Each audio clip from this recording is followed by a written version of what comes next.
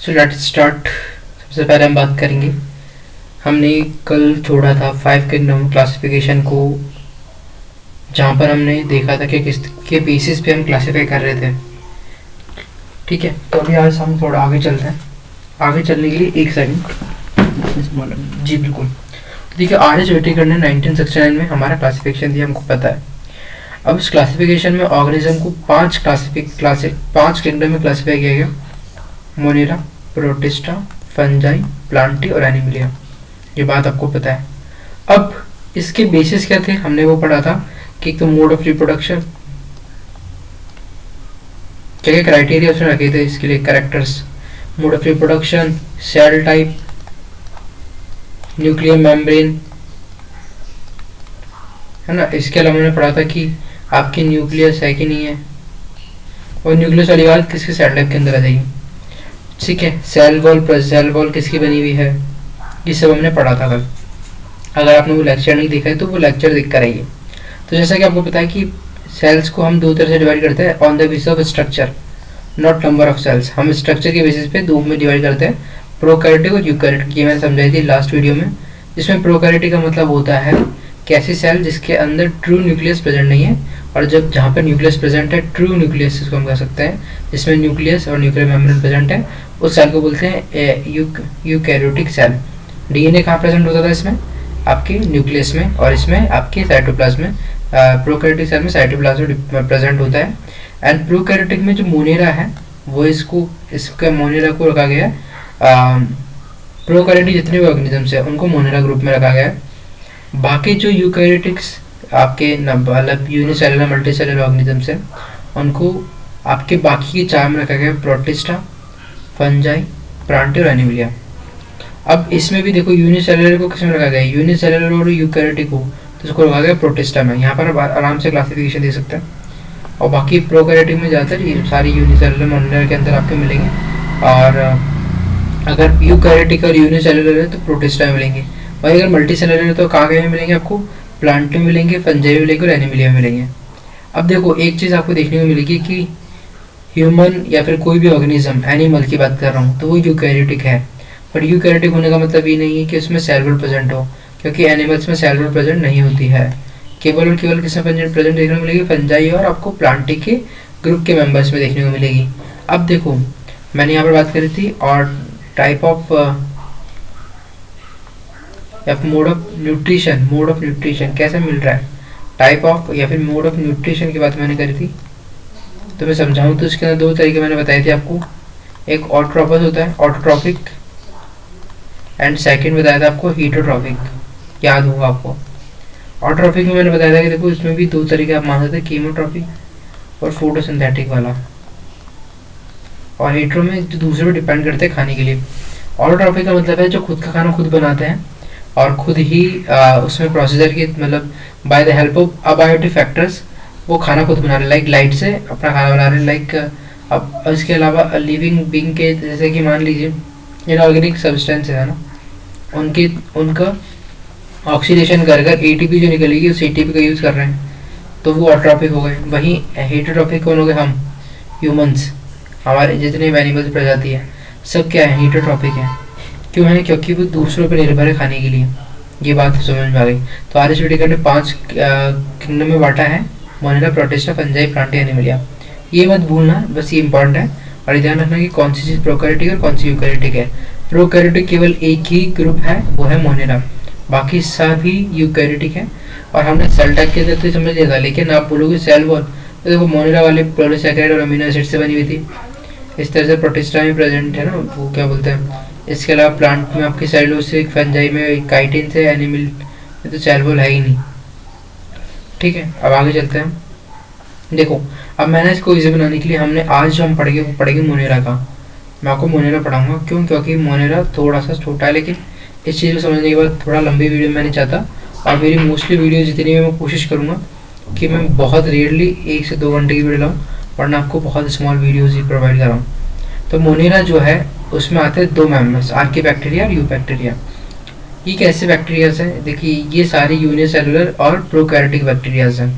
वहीं प्रोटिस्टा के अंदर आते हैं क्रायोसोफाइटा, डायनोफ्लैजिलिटा, यूग्लिनोइड्स, स्लाइम मोल्ड्स, प्रोटोजोन्स, ये जितने भी मेंबर्स हैं ये सब क्या है, ये है आपके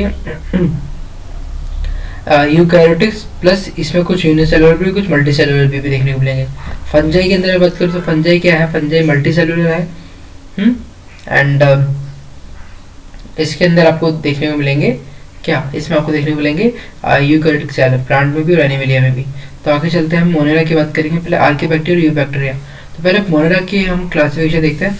तो मोनेरा, एक सेकंड, इससे पहले हम एक चीज़ समझते हैं, जो मैंने यहाँ पर चीज़ डाली है और वो ये है कि जब हम ये क्लासिफिकेशन पढ़ रहे हैं तो पहले वाले को नेग्लिगेट क्यों करा, इनएडिक्यूट क्यों बताया गया। तो उसमें देखो, एक तो आपको पता है कि हमने बोला था कि फाइलोजेनेटिकल कैरेक्टर्स नहीं लिए, तो उसने मोड ऑफ रिप्रोडक्शन नहीं लिया था, मोड ऑफ न्यूट्रिशन की कमी रह गई थी, ये सब चीज़ दिखी जा रही थी। तो उसने सेल टाइप के बेसिस पे तो करा था। तो उसने अब देख क्या करा, उसने प्लांट्स में जो हमारे कार्लस लीनियस ने और एरिस्टोटल का तो छोड़ो भूल जाइए, कार्लस लीनियस ने जो टू किंगडम क्लासिफिकेशन दिया उसमें क्या बैक्टीरिया, ब्लूगेनेली, फंजाई, मॉसिस, फन और जिम्नोस्पर्म, एंजियोस्पर्म को, इन सबको क्या में इंक्लूड कर दिया प्लांटी में। चलो कोई बात नहीं, कर तो जो कर दिया, बट यार उन्होंने ये नहीं देखा कि कौन सी सेल प्रोकैरियोटिक है यूकैरियोटिक है, उन्होंने सबको एक में डाल दिया, एक में डाल दिया। कैरेक्टर सिमिलर दिखे उनको, उन्होंने डाल दिया प्रोकैरियोटिक और यूकैरियोटिक की सेल भी नहीं देखी। चलो वो भी कोई दिखा, चलो नेग्लेक्ट कर दें। अब उन्होंने यूनिसेलुलर मल्टीसेलुलर को भी सेम इसमें डाल दिया।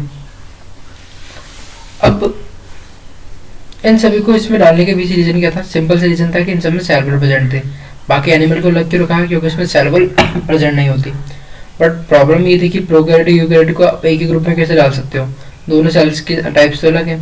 ऐसे यूनिसेलुलर मल्टीसेलुलर को एक से कैसे डाल दिया गया, वो भी गलत है। जैसे क्लैमिडोमोनास और स्पाइरोगेरा मल्टीसेलुलर, लेकिन एक में डाल दिया गया, तो ये क्या करा, ये गलत हो गया। अब आप देखेंगे कि मोनेरा जो है प्रोटिस्टा में कंफ्यूजन होता है लोगों को। तो मोनेरा ऐसा ग्रुप है जिसमें बैक्टीरिया देखने को मिलते हैं। मोनेरा में प्रोकैरियोटिक ऑर्गेनिजम्स होते हैं, वो देखने को मिलेंगे, मतलब जिसमें प्रोकैरियोटिक सेल्स मिलती है। वही प्रोटिस्टा में यूनिसेलुलर होंगे, लेकिन यूकैरियोटिक सेल्स में मिलेगी। इसी के साथ में देखो क्या हुआ, पहले मोनेरा के अंदर क्लैमिडोमोनास, कोरेला और इन सबको डाल दिया गया था, है ना, ये पैरामीशियम और अमीबा को, लेकिन बाद में इसको हटा दिया गया। पहले डाला गया था, मैंने सबके एक नॉलेज की रखी है। क्योंकि क्यों हटाया गया, क्योंकि जब बाद में हमने फाइलोजेनेटिक कैरेक्टर्स लिए जब मॉडर्न क्लासिफिकेशन में, तो हमें इवोल्यूशनरी पैटर्न्स देखने को मिला। इवोल्यूशनरी पैटर्न्स के थ्रू हमने समझा कि कौन से ग्रुप में आना चाहिए, तो ये था। तो अभी ये क्लैमिडोमोनास और कोरेला किस में डाल दिए गए, प्लांट किंगडम में डाल दिए गए, और पैरामीशियम और अमीबा काय में आते हैं, प्रोटिस्टा में आते हैं आपके। अभी हम मोनेरा की बात करेंगे मेनली। मोनेरा में क्या होता है, जितने भी आपको मिलेंगे वो है माइक्रो ऑर्गेनिजम्स।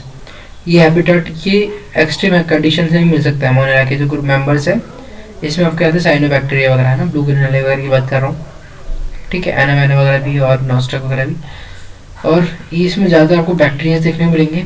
अब इसमें मोड ऑफ न्यूट्रिशन जो है ऑटोट्रॉफिक भी होता है, कीमोट्रॉफिक भी होता है, हीटोट्रॉफिक भी होता है। इसी के बेसिस पे हमने क्या क्लासीफाई करने की कोशिश करी है आपके मोनेरा के मेंबर्स को। तो उससे पहले हम समझते हैं कि हमने बैक्टीरिया की बात करी कि बैक्टीरिया होता है, तो बैक्टीरिया जो है उसके भी टाइप्स होते हैं, और बैक्टीरिया के टाइप्स का जो बेसिस है वो उसकी शेप है। तो पहले हम शेप्स को देखते हैं, शेप्स ऑफ बैक्टीरिया। तो बैक्टीरिया की शेप्स आपको 4 तरह की मिलेगी, कोकस, बैसिलस, विब्रियम, स्पाइरलियम। अब कोकस, कोकीस को हम कहते हैं प्लूरल में, अगर कोकस का प्लूरल निकालेंगे मतलब एक से ज़्यादा, तो कोकी कहलाता है ना। तो वो स्फेरिकल शेप की कॉलोनीज होती है, ये आपको दिख रही होगी स्फेरिकल शेप्स की। और जब किसी बैक्टीरिया का शेप जो है वो रॉड शेप है तो उसको बोलते हैं बैसिलस, बैसी। एंड देन अगर कोमा शेप है, देखिए इसकी स्ट्रक्चर कैसे लग रही है, कोमा शेप लग रही है तो उसको बोलते हैं विब्रियम। एंड देन अगर स्पाइरल शेप लग रही है तो उसको बोलते हैं स्पाइरिलियम। इसको याद अभी के भी याद करेंगे हम, CBVS है, या तो आप ऐसे कर लीजिए और हमको वैसे याद रह जाएगा, कोकस, बैसिलस, आपके वाइब्रियम और स्पाइरिलम। शेप से याद रखना, स्पाइरिलम की स्पाइरल शेप, विब्रियम की कोमा शेप, और बैसिलस की रॉड शेप, और कोकस की स्फेरिकल शेप्स। कंफ्यूजन हो सकता है, मैच द फॉलोइंग में आ सकता है इस तरह के क्वेश्चंस। आपको शेप पूछ लेगा और शेप लेकर, जैसे आपको कोमा शेप के सामने आपको लिख देगा स्पाइरिलम, चलो अब तो स्पाइरल वाली चीज़ से आप मतलब थोड़ा सा आइडिया लगा सकते हैं। बट बाकी कोकस से आप स्फेरिकल का कैसे दिमाग लगाओगे, तो कोकस में ओ आता है कहीं और, बाकी ओ नहीं आ रहा है, तो कोकस में हो रहा है तो स्फेरिकल शेप होगा, ये ध्यान रखिएगा। बेसिलस में बैसी, जैसे कि आप बैसी, बैसी आपको ऐसा नहीं सुनाई दे रहा है थोड़ा सा, बैसी बैसी बैसी, बैसाखी बैसाखी, बैसाखी मतलब एक होती है कि जिसमें लोग खड़ा हो, ऐसा आदमी है ना अगर लंगड़ा है तो वो बैसाखी लेके चल रहा है, मतलब उसके नीचे से डंडा लग रहा था, वो बैसाखी। तो रॉड शेप वहाँ से आप ध्यान दे सकते हैं। विपरियम विपरियम विपरियम, ये आप विपरियम वाला तो चलो कॉमा शेप याद रह जाएगा, क्योंकि हमने 3 की ट्रिक्स बनाई है। कैसे कोकस में ओ आता है तो स्फेरिकल शेप की बात करेंगे। बेसिलस से आपको याद रखना है बैसाखी, वो लंगड़ी चलते हैं उससे, वो रॉड शेप होती है तो रॉड। और स्पाइरलियम, स्पाइरलियम क्या होती है, स्पाइरल से रिलेटेड है तो स्पाइरलियम। अब हम बात करते हैं मोनेरा को अच्छे समझते हैं। तो मोनेरा में आपको मिलेंगे आर्कीबैक्टीरिया, पहला जो ग्रुप है वो आर्कीबैक्टीरिया, यहाँ पर हमने बात करी थी अभी, यहाँ पे किसमें, एक तो आर्कीबैक्टीरिया क्यू बैक्टीरिया। तो हम पहले बात करेंगे आर्कीबैक्टीरिया की। आर्कीबैक्टीरिया हार्श हैबिटेट में भी देखने को मिल सकता है आपको। हार्श हैबिटेट का मतलब है कि ऐसी कंडीशन जो कि किसी भी ऑर्गेनिज्म के लिए सर्वाइव करने के लिए एडिक्वेट नहीं है, या फिर उसके लिए अकॉर्डिंग में नहीं है, उसकी एडवर्स कंडीशन आप कह सकते हैं उसके सर्वाइवल की है। तो जैसे सॉल्टी एरिया, तो उसमें क्या होता है, आपकी अगर जैसे आप अपने आप को मानिए कि आप सॉल्टी एरिया में रह सकते हैं, नहीं आपकी स्किन गली हो जाएगी। ऐसे सॉल्टी एरिया के ऑर्गेनिज्म की स्किन को अफेक्ट करता है, ठीक है। ऐसे ही हॉट स्प्रिंग, अगर ज़्यादा गर्म है तो वो जैसे थर्मो, जैसे हमारी धरती बनी थी, धरती में सबसे पहले कौन मिला था आपको, blue gun algae, cyanobacteria. Cyanobacteria कैसे सर्वाइव कर पाया, क्योंकि इतनी गर्मी में भी वो सर्वाइव कर सकता था, ठीक है। इसके अलावा मार्श एरिया में मिलता है आपको। अब इसका एक एग्जांपल है मैथोनेजेंस है ना। अब होता ही है कि देखो आपने बायोगैस बनती हुई देखी होगी, तो बायोगैस बनने के पीछे जो रीजन है वो है मैथोनेजेंस। ये जो है बैक्टीरिया कहाँ मिलता है आपको, गट से मिलता है बफेलो और काउस की, जो कि रिस्पॉन्सिबल होता है मीथेन गैस के लिए, ठीक है। ये क्या करते हैं, काउडर में आपको देखने को मिल जाएंगे बैक्टीरिया, क्योंकि किसके किसके पेट से निकल रहे हैं, गट से निकल रहे हैं, बफेलो और काउस के। और ये हार्श हैबिटेट के अंदर रहने की कैपेबिलिटी इनमें कैसे है, क्योंकि इनकी सेल वॉल का स्ट्रक्चर थोड़ा अलग होता है, इसलिए इनकी सेल वॉल जल्दी डैमेज नहीं हो पाती है। अगर हार्श टेम्परेचर अगर सेल वॉल डैमेज हो जाएगी तो पूरा जानवर मर जाएगा, ऑर्गेनिज्म मर जाएगा। लेकिन सेल वॉल डिफरेंट होती है, अच्छी क्वालिटी की बनी होती है, इसलिए ये नहीं मर पाते हैं और ये हार्श कंडीशन में भी सर्वाइव कर पाते हैं। एंड देन अब हम आर्कीबैक्टीरिया की सारी मेन जो बात मैंने आपको बताई वो यही होती है कि हार्श हैबिटेट में सर्वाइव कर सकता है, और मैथोनेजेंस वगैरह की हमने बात करी यहाँ पे। देन हम बात करते हैं यू बैक्टीरिया। तो आर्कीबैक्टीरिया में समझ लिया, अब यू बैक्टीरिया में बात है। दो इसके मेन हमको नाम याद रखना, एक तो archaebacteria, you bacteria. You bacteria मतलब ट्रू बैक्टीरिया, यू जहाँ पे आ जाए वो ट्रू के लिए आता है। जैसे यू कैरियोटिक मतलब ट्रू न्यूक्लियस में मिलेगा वो होता है यू कैरियोटिक। ऐसे यू बैक्टीरिया ट्रू बैक्टीरिया, क्योंकि इसमें रिजिड सेल वॉल मिलती है। मोटालिक स्ट्रक्चर इसमें फ्लैजिलम है, फोटोसिंथेसिस इसमें ऑटोट्रॉप्स की, मतलब अगर देखो यू बैक्टीरिया में क्लासिफिकेशन जो है ना बैक्टीरियाज का, वो 3 के बेसिस में मिलेगा। कौन कौन सी बेसिस में मैं आपको बताता हूँ यहाँ पे। तो क्लासिफिकेशन जो है इसको 3 के बेसिस पे कर रखा है इसने। 3 कैसे, पहला जो करेगा वो आपका होगा ऑटोट्रॉपिक, फोटोसिंथेटिक फोटोसिंथेसिस वाली बात। दूसरा जो है वो है कीमोट्रॉपिक, एंड जो लास्ट है वो है हीट्रोट्रॉपिक। क्या है, मोड ऑफ न्यूट्रिशन, किस तरह से वो अपने आप को पेट पाल रहे हैं। तो साइनोबैक्टीरिया आपका किसका एग्जांपल है, फोटोसिंथेटिक और ट्रॉप्स का। फोटोसिंथेटिक जहाँ पर आपको नाम समझ में आ रहा है, इसका मतलब ये है कि आपके प्लांट जो है किससे फोटोट्रॉपिक बैक्टीरिया का मतलब है ऐसे बैक्टीरिया जो कि खुद का खाना खुद बना रहे हैं, एज लाइक क्या के थ्रू बना रहे हैं वो खाना, फोटोसिंथेसिस प्रोसेस के थ्रू। इसका एग्जांपल आपको नॉस्टोग्राइना में दिखता है, ठीक है। एक चलो ये तो नहीं नाइट्रोजन फिक्सेस है, इसका एग्जांपल आपको साइनोबैक्टीरिया होता है। साइनोबैक्टीरिया को ब्लू ग्रीन अलग है, इसमें क्लोरोफिल 8% होता है, तो इसलिए क्या करता है फोटोसिंथेसिस करने में कैपेबल होता है। इसके अलावा इसका जो शेप है वो यूनिसेलुलर होता है, कॉलोनियल में रहते हैं, फिलामेंटस इसका स्ट्रक्चर होता है और फ्रेश वाटर में पाया जाता है। अब क्या होता है, जिलेटिनस शीट होती है इसके चारों तरफ, साइनोबैक्टीरिया के चारों तरफ, जो कि करती है सेल्स को सराउंड करके रखती है, प्रोटेक्ट करके काम करती है। अब ये होता है कि जहाँ भी पॉल्यूटेड वाटर है, लाइक मान लीजिए ये वाटर है, पॉल्यूटेड वाटर में क्या होगा, इसकी Bloom like structure, cool structure मतलब फैल जाएगा पूरे गंदे पानी में। साइनोबैक्टीरिया का काम ये है। इसमें फ्लैजिला मिल सकते हैं, नहीं मिल सकते, मोटाइल स्ट्रक्चर जो है तो वो फ्लैजिला पाई जाती है इसमें। अगर मैं फोटोसिंथेटिक की बात करूँ तो इसमें नाइट्रोजन फिक्सेशन का भी नाम आएगा। नाइट्रोजन फिक्सेशन के अंदर देखो क्या होता है, नॉनस्टॉक की अगर मैं बात करूँ, यहाँ पर जो आपको डायग्राम दिख रहा है नॉनस्टॉक का है। ये नॉनस्टॉक में होता ही है कि नॉनस्टॉक में आपको हेटेरोसिस्ट मिलता है। हेटेरोसिस्ट का काम जो है वो है फिक्स एटमॉस्फेरिक नाइट्रोजन। इसके अलावा एनामा में हेटेरोसिस्ट होता है। इसके अलावा अगर मैं आप देख पा रहे हो तो एक स्ट्रक्चर यहाँ पे देखने को मिल रही है, ये वाली स्ट्रक्चर येलो कलर से कुछ थोड़ी सी मेहंदी कलर की दिख रही है, इसको बोलते हैं म्यूसिलेजिनस शीट। ये आप पूछा गया है कि कौन सी कहाँ में मिलती है, तो म्यूसिलेजिनस शीट किसे मिलती है आपको नॉस्टॉक में मिलती है। और नॉस्टॉक का काम क्या है, नाइट्रोजन फिक्सेशन का काम करता है with the help heterocyst. Heterocyst आपको याद रखनी कि ऐसे स्ट्रक्चर इसका यूज़ कायम हो रहा है एटमॉस्फेरिक नाइट्रोजन के फिक्सेशन में। अब हमने ये बात करती है क्लासिफिकेशन की। अब हम बात करते हैं कीमोसिंथेटिक और ट्रॉफिक बैक्टीरियम। पहले हमने बात करी थी फोटोसिंथेटिक, अब बात करें कीमोसिंथेटिक। कीमोसिंथेटिक से आपको समझ में आना चाहिए आपके केमिकल या फिर आपकी रिएक्शन से रिलेटेड आना चाहिए।